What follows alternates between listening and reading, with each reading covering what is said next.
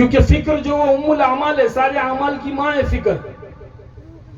تو ہمیں اگر فکر پیدا ہو گئی کہ اس مدارس کو بنانا ہے، اس کو وجود میں لانا ہے، اور یہاں ہمارے بچے پڑھیں گے، ہماری نسلیں پڑھیں گی، دیکھو آنے والا وقت بہت خطرناک ہے. آج مسلمانوں کے اوپر ایسی سازشیں کی جا رہی ہیں، ایسے پلاننگ بنائے جا رہے ہیں، کس طرح مسلمان کے بچوں کو جو ہے نشوں میں مبتلا کیا جائے، کس طرح سے مسلمان کی بچیوں کو جو ہے وہ برگلا جائے، بہکایا جائے، کیسے ان کو ان کے ایمان سے ہٹایا جائے، کیسے ان کا ایمان چھین لیا جائے. اس کی محنتیں بہت زبردست ہوئی، کیونکہ میں اس فیلڈ کے اندر کام کر رہا ہوں. جماعت علماء ہند کے پلیٹ فارم سے میں محنت کر رہا ہوں، الگ الگ علاقوں میں جانا ہوتا ہے.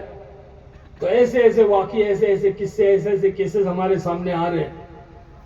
تو ہمیں بہت ڈرنے کی ضرورت ہے، اور فکر کرنے کی ضرورت ہے، محنت کرنے کی ضرورت ہے. چاہے ہمارا جان، مال، وقت، ساری ہماری جذبات، ہماری ساری زندگی سب کچھ لگ جائے، لیکن اللہ کے دین کے مدارس قائم ہوں، بچے اور بچیاں ہمارے جو ہیں تعلیم حاصل کرے، علم حاصل کرے، ایمان کی محنت کرنے والے بنے. کیونکہ دنیا کے اندر ہر برائی سے روکنے والی جو چیز ہے وہ ایمان ہے.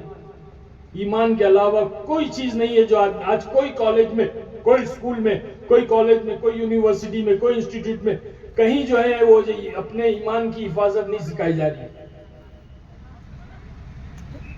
انسان نہیں بنایا جا رہا ہے، ڈاکٹر بنایا جا رہا ہے، انجینئر بنایا جا رہا ہے، سائنٹسٹ بنایا جا رہا ہے، آفیسر بنایا، سب کچھ بنایا جا رہا ہے، لیکن انسان نہیں بنایا جا رہا ہے. اور انسان بنانے والی چیز جو ہے وہ دین ہے، جو ان مدارسوں میں سکھائی جاتی ہے. انسان کو انسان بنایا جاتا ہے، ورنہ یہ انسان اگر دین زندگی میں نہیں ہوگا تو جانور اور حیوان سے بھی بدتر ہے. اللہ نے خود کہا کہ تو جاہل بھی اور ظالم بھی ہے.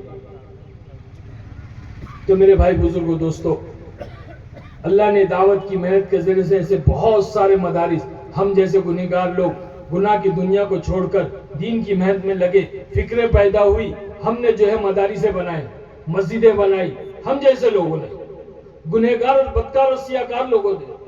کیونکہ اللہ نے کہا ہے کہ میں چاہوں تو اپنے دین کا کام کسی سے بھی لے لوں. اللہ نے چیٹی سے لے لیا، مچھر سے لے لیا، مکڑی سے لے لیا، کبوتر سے، اللہ نے کسی سے بھی لے لیا اور کسی سے بھی لے لے گا.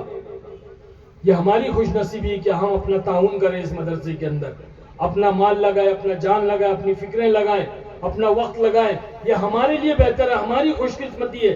اللہ تو کسی سے بھی لے، ہم جیسے گنہگاروں کو لا کے کھڑا کرے گا اور اللہ لے لے گا اپنے دین کا کام، مسجدیں بنا دے گا، مدرسے بن جائیں گے. ہاں، لیکن ہم کہاں، ہمارا کیا ہوا؟ ہم کو تو کچھ نہیں ملا.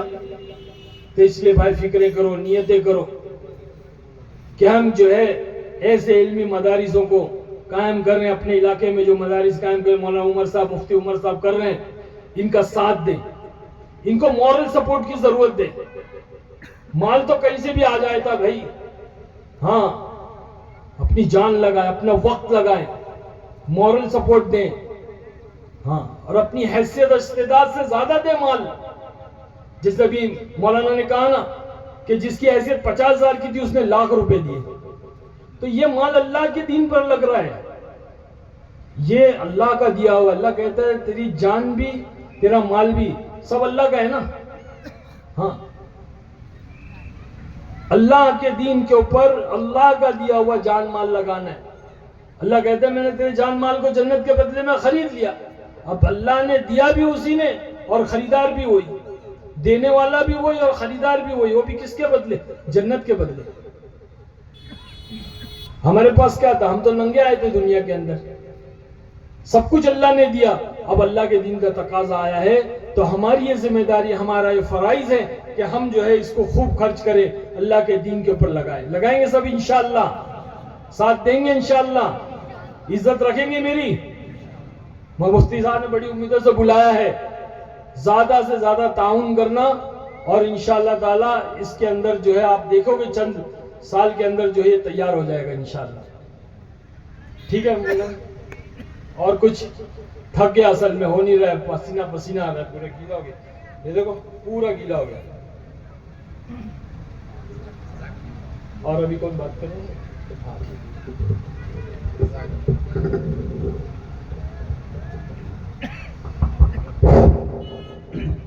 جزاک اللہ خیر.